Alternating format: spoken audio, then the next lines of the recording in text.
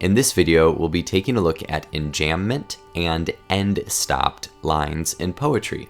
We'll get a definition, figure out the difference between them, as well as looking at some examples and talking about what they do for a poem and why poets might choose to use one over the other at different times in their poem. Enjambment is a line of poetry that, because it does not end in any punctuation, flows right into the next line.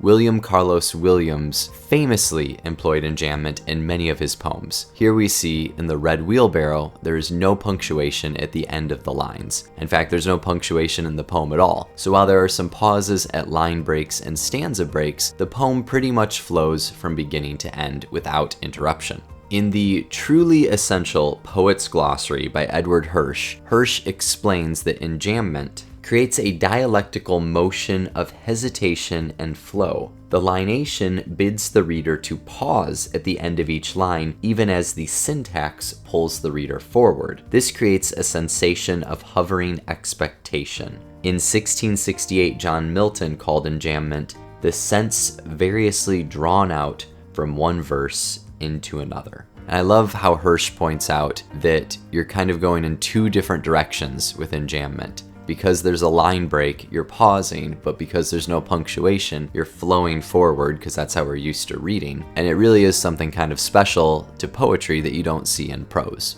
Now, an end-stopped line is a line of poetry that ends in a piece of punctuation or a complete thought. This is the opposite of enjambment. Some people are particular and say that a full stop is like terminal punctuation, such as a exclamation mark, a period, or a question mark. Other people will say a dash or a semicolon is included, but a comma isn't. And still others say that any punctuation creates an end-stopped line because it forces you to pause. If we take that last definition as the one we're using, then you can see in William Shakespeare's octave of Sonnet 29 how every line ends in an end stop.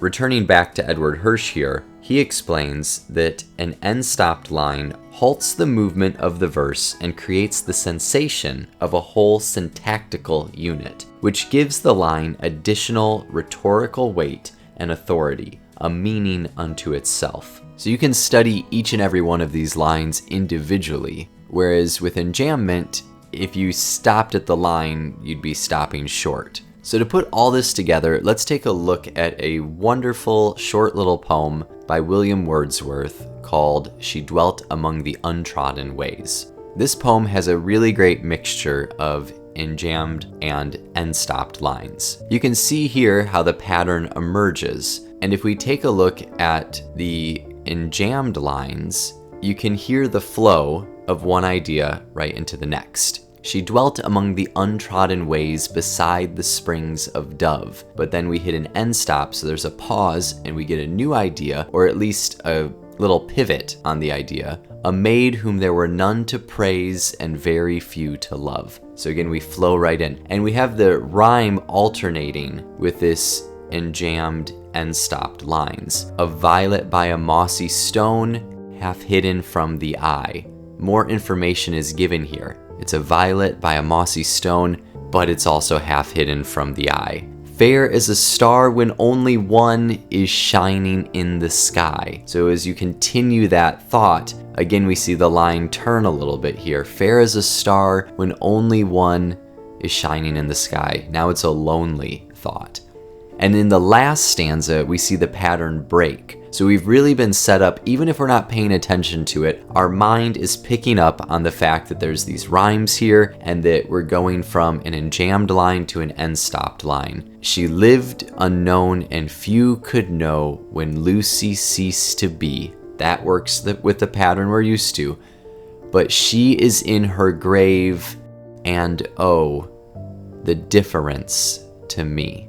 In that penultimate line, that second to last line, our brain is thinking it's going to be enjambed, when in actuality, it's not only end-stopped, there's a comma after grave and a comma after and. So Wordsworth is really pumping the brakes here, slowing us down for the revelation that this girl Lucy ceased to be, she is dead, and the speaker was in love with her but never told her.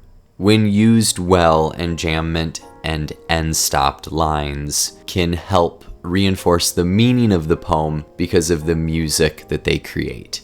I love a line that's enjambed and flows right into the next, and you learn something new or you see it in a different way, but there's also so much power in an end stop with a complete thought. And I hope this video helped explain that and illustrate the difference between them, and I hope that you can use it in your own analysis of poetry or in writing your own poetry. Thank you so much for watching. Happy reading. See you in the next one.